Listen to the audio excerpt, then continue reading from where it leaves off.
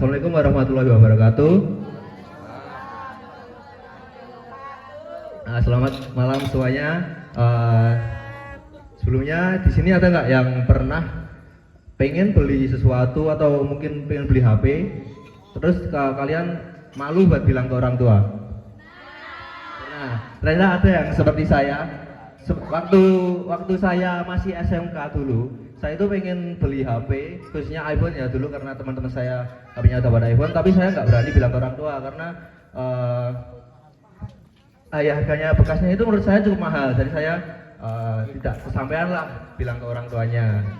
Ya sebenarnya sejak saya SD saya sudah sudah kenal sama jual beli di Facebook.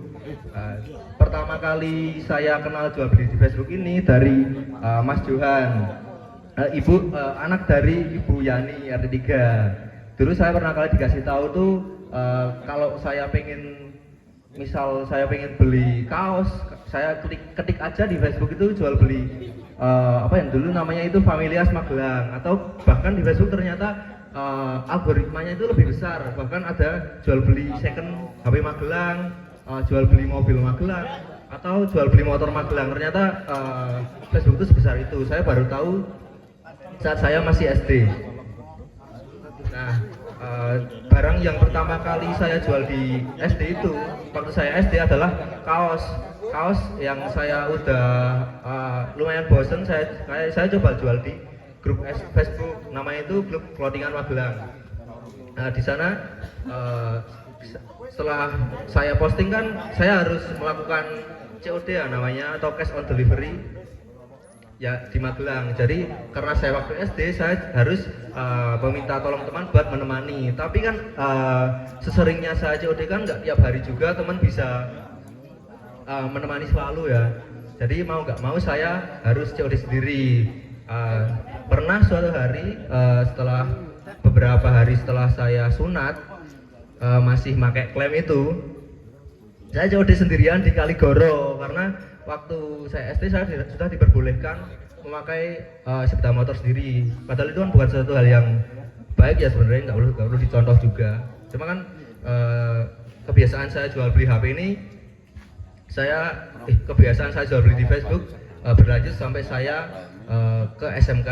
Nah, pada saat saya SMK, teman-teman sekelas saya itu pada gonta-ganti HP, nggak cuma 1-2 orang saja. Nah, setelah saya tanya, ternyata mereka melakukan jual beli HP di Facebook. Nah, kan saya mulai tertarik tuh, saya tanya modalnya dari mana. Ternyata mereka menyisihkan uang saku mereka untuk membeli untuk modal buat jual beli HP di Facebook. Nah, tapi kan sedangkan saya, uang saku saya cuma cukup buat jajan di sekolah saja, jadi saya tidak punya modal pada saat SMK. Nah, kesempatan saya bisa mempunyai modal buat jual beli HP ini pada saat saya selesai SMK. Tepatnya itu pas Lebaran Idul Fitri, karena kan Lebaran Idul Fitri biasanya saya dapat ini kan, uang THR itu. Nah, saya kumpulkan, terus sisanya dulu itu kalau nggak salah sisa 1,3 juta. Nah, sisanya itu saya buat nyari HP di Facebook. Nah, kebetulan dulu ada yang posting HP itu iPhone 8 dengan harga 1,4. Setelah saya DM, saya nego, akhirnya kita sepakat buat di Salaman dengan nominal 1,3 juta, yaitu pas dengan budget saya. Tapi pas saya sampai rumah, ternyata kameranya itu bermasalah. Kan saya masih awam banget tuh soal HP, apalagi iPhone. Kameranya bermasalah, terus uang saya udah habis semua. Saya bingung kan, saya panik. Nah, saya langsung posting lagi HP itu ke Facebook dengan harga 1,5 juta. Dan ternyata alhamdulillahnya besoknya langsung laku, tapi harus COD di Jogja karena yang pembelinya itu orang Jogja. Ya saya mau aja karena ya untungnya segitu. Tapi yang saya pelajari hanya cara bagaimana ngecek HP iPhone bekas, bukan HP Android bekas. Jujur saya nggak mudeng. Jadi kalau ada orang yang menawarkan saya untuk meminta tukar tambah dari Android ke iPhone, justru saya langsung menolak karena saya nggak tahu cara ngecek Android bekas sama nggak tahu pasarannya.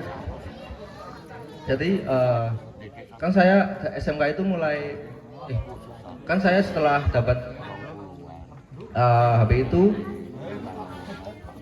kan HP-nya rusak tuh, kayak panik, terus saya jual. Lah itu jadi titik awal saya buat kembali terjun ke dunia jual beli yang ada di Facebook, khususnya iPhone itu. Nah, mungkin dari pengalaman saya jual beli di Facebook selama saya SD sampai SMK, saya jadi nggak mulai dari nol lagi. Saya karena sistem jual beli di Facebook itu menurut saya sistemnya itu sama aja, walaupun misal saya terjun ke jual beli mobil, ke jual beli motor, menurut saya itu sistemnya sama. Bahkan ayah saya kan juga dulu jual beli motor sama mobil di Facebook juga, kayaknya menurut saya rumusnya itu sama. Jadi kita cuma melihat pasar, pantau harga pasarannya berapa, lalu kita misal ada barang yang di bawah pasaran, kita pantau dulu, kita negosiasi, cocok baru beli. Nah, sebenarnya semuanya itu sistemnya sama aja kayak gitu. Saya juga pernah jual beli vape atau vapor, juga sistemnya juga sama aja. Misalnya kita kalau ada barang di bawah pasaran ya kita ambil, terus kita jual lagi dengan harga yang lebih tinggi. Apalagi kalau kita dapat barang yang kondisinya benar-benar bagus, yaitu untungnya buat kita banyak. Nah, karena mungkin dengan iseng-iseng saya jual kaos sampai jualan HP di marketplace Facebook ini, mungkin ada beberapa hal yang bisa saya berbagi kepada kalian, khususnya buat anak-anak yang masih sekolah, yang mungkin masih malu buat berjualan barang-barang bekas ya. Padahal itu menurut saya menguntungkan sekali. Yang pertama ada kalian tuh harus nggak perlu modal jutaan buat memulai bisnis kecil-kecilan. Kalian bisa melakukan seperti saya waktu SD, yaitu mulai dari barang-barang yang ada di lemari kalian yang sekiranya menurut kalian udah bosen dan kondisinya masih bagus, itu bisa dijual di Facebook ternyata. Dan bahkan sekarang barang-barang cewek pun saya udah banyak menemukan banyak grupnya di Facebook dan harganya juga murah-murah. Nah, dengan barang-barang yang ada di lemari kan kalian juga nggak perlu takut rugi tuh buat kalian belajar untuk promosi dan cara untuk menghadapi pembeli. Yang kedua ada kita wajib untuk riset pasar yang pasti tuh harga pasarannya itu berapa. Kalian nggak bisa langsung ngasih harga. Misal kalian ngeposting baju, kalian nggak bisa langsung bilang kalau harganya itu segini, mesti kasih harga tinggi, itu nggak bisa. Itu maka kalian bisa dibully. Kalau selain kalian nggak bakal laku, juga kalian bakal dibully.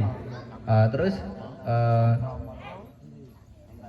selain harga pasar, misal kalian juga nggak boleh terlalu terlalu senang dulu kalau melihat ada orang yang menjual barangnya itu jauh dari harga pasaran. Misal ada HP Samsung yang harganya pasarannya 10 juta, terus ada orang yang jual 10 juta, kalian harus curiga kalau ada barang-barang yang menurut kalian tuh jauh banget dari harga pasaran.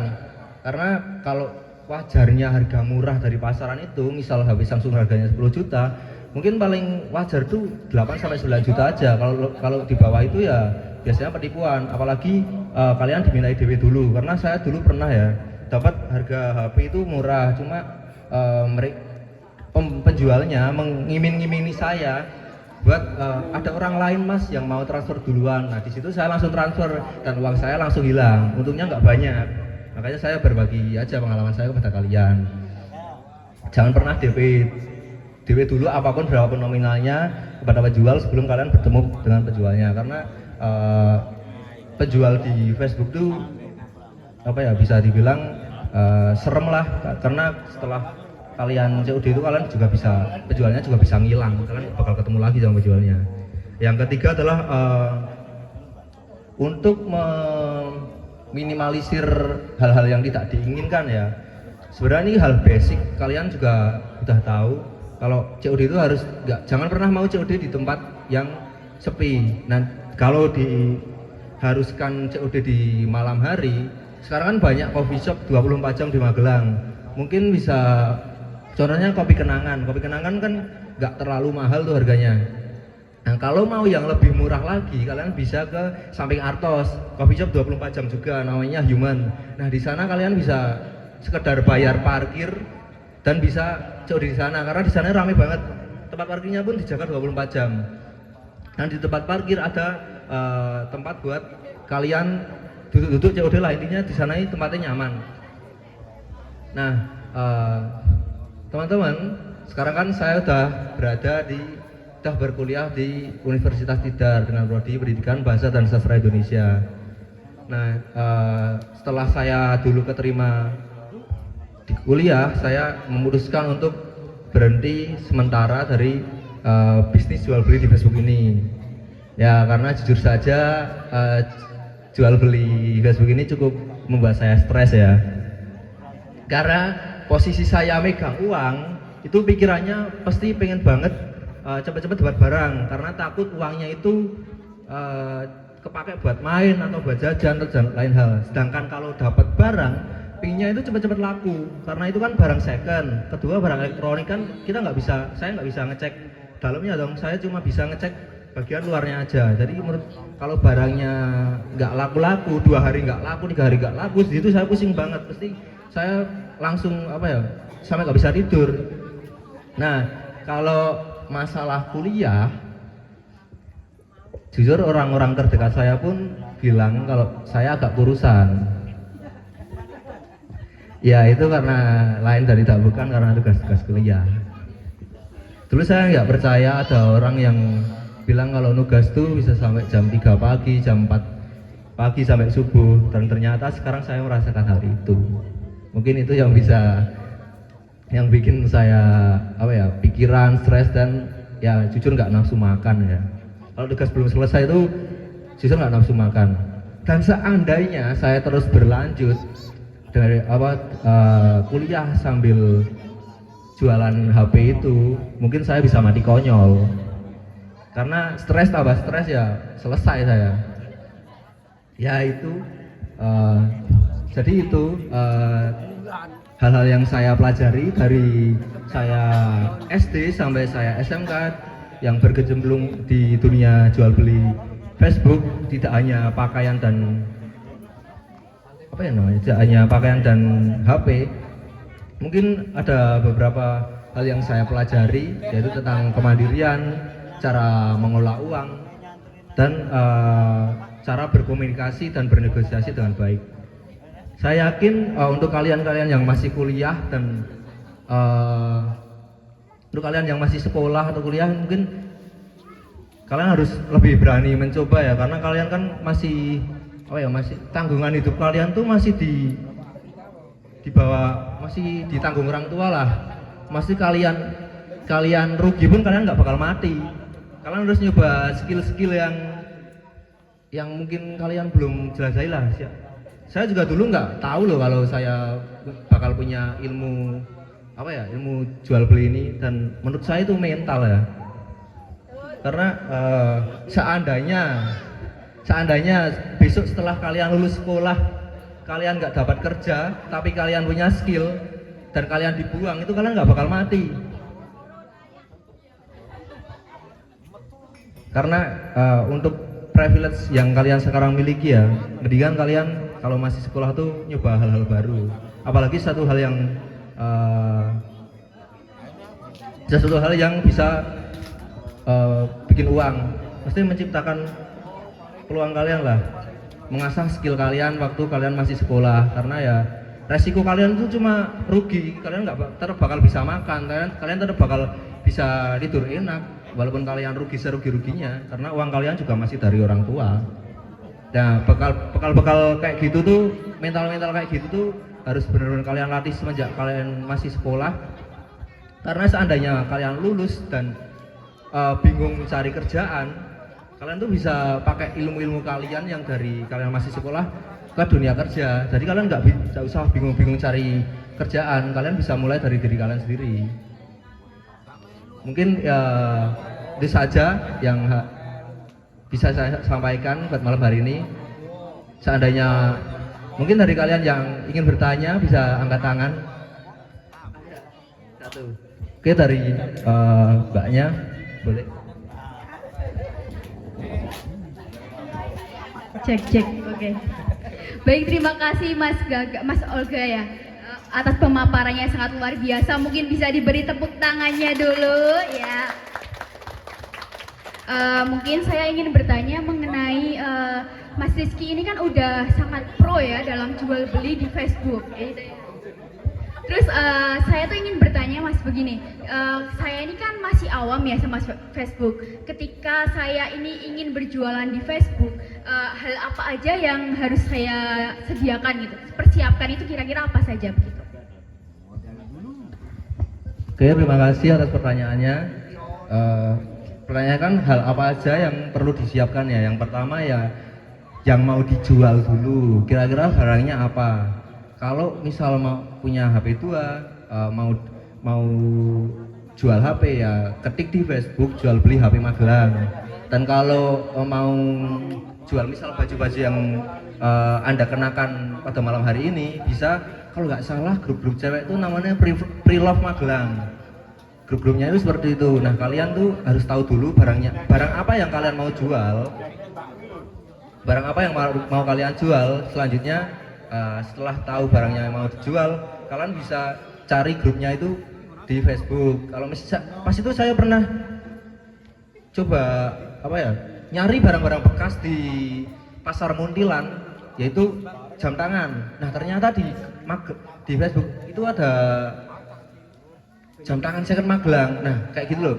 Sebelum mau jualan apa ya tahu dulu barang yang mau jual apa, terus selanjutnya ketik aja mau jual apa, pasti ada nanti di Facebook.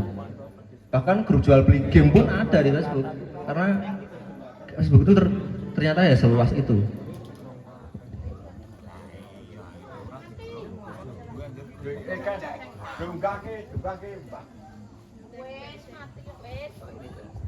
Oke, tadi kan udah dijelasin ya tentang persiapannya apa aja gitu. Terus mau tanya nih, kira-kira pemasaran di Facebook itu apakah sama dengan pemasaran di marketplace lainnya? Seperti harus ada caption yang menarik dan foto yang menarik juga gitu, atau seperti apa Mas Rizky? Ya, menurut pengalaman saya pemasaran di Facebook itu berbeda ya, sangat berbeda dengan Shopee, Tokopedia dan marketplace lainnya, karena di Facebook itu ada grupnya sendiri. Kalian itu nggak terpecah belah gitu loh. Misal jual beli kerudung ya udah isinya kerudung aja gitu. Nah, untuk tips-tips pemasaran biar orang-orang tertarik ya kalian harus belajar angle foto. Yang pertama itu harus foto yang menarik. Nah, yang kedua kalau misal untuk caption, keterangan lah, kalian harus menjelaskan barang itu sejelas-jelasnya. Mungkin dari warna, karena jujur saya pribadi suka bingung soal warna, karena kadang karena warna biru navy sama hitam pun saya masih bingung karena saya buta warna parsial. Jadi mendingan dikasih tahu warnanya, kondisinya gimana, dan biasanya sampai ada orang yang bilang baru dipakai 2 kali, biasanya kayak gitu. Itu biar mancing pembeli buat yakin buat beli barang kalian, karena barang kalian itu nggak sering dipakai, jadi kesannya masih baru lah, walaupun bekas tapi kondisinya masih baru. Ya intinya dijelaskan selengkap-lengkapnya biar kalian itu nggak ada miskom sama pembeli. Seandainya kalian miskom sama pembeli, nanti takutnya pas kalian COD itu bisa dinego lagi. Jadi misal harganya 60.000, kalian nggak dapat 60.000, malah jadi di bawahnya itu, jadi malah ngerugiin kalian lah kalau keterangan kalian itu nggak lengkap. Jadi mendingan dijelasin selengkap-lengkapnya dan sejujur-jujurnya. Oke, berarti untuk masalah pembeli tadi dijelaskan kan ketika produknya kita itu nggak sesuai dengan apa yang sudah kita katakan di awal, itu akan mengalami penurunan harga ketika kita COD nantinya gitu ya. Lalu ada tips nggak yang biar kita tuh tetap misalnya nawarnya 1 juta, ketika COD juga 1 juta gitu? Sebagai penjual. Sebagai penjual? Iya, sebagai penjual. Oh, kalau seandainya kita udah jujur sejujur-jujurnya, tapi pas sampai ketemu orangnya minta diturunin lagi harganya, ya jangan mau gitu aja. Karena ya kita jelasin kalau barangnya udah sesuai apa yang kayak katakan Mas tadi, dealnya udah segini, kenapa kok Mas dinego lagi? Nggak mau. Soalnya kemarin juga pas saya jual HP terakhir, saya dinego lagi padahal udah benar-benar sesuai keterangannya. Saya bilang aja, Mas kita sama-sama jauh, saya dari Magelang, kamu dari Jogja, emang mau dibatalin nih, nggak mau diturunin, tak gituin. Mesti kita ya tegel aja. Kita jangan ngerasa nggak enak dalam bisnis tuh, kalian nggak boleh terlalu baik sih menurut saya. Udah cukup itu aja. Terima kasih Mas Rizky atas jawabannya dan sangat bermanfaat sekali ya. Beri tepuk tangan sekali lagi. Terima kasih buat bapak-bapak, ibu-ibu dan adik-adik, rekan-rekan yang sudah mau mendengarkan saya. Mohon maaf jika masih banyak kekurangan karena ini hanya tugas kuliah saja dan saya masih banyak-banyak belajar. Mohon maaf sebesar-besarnya juga.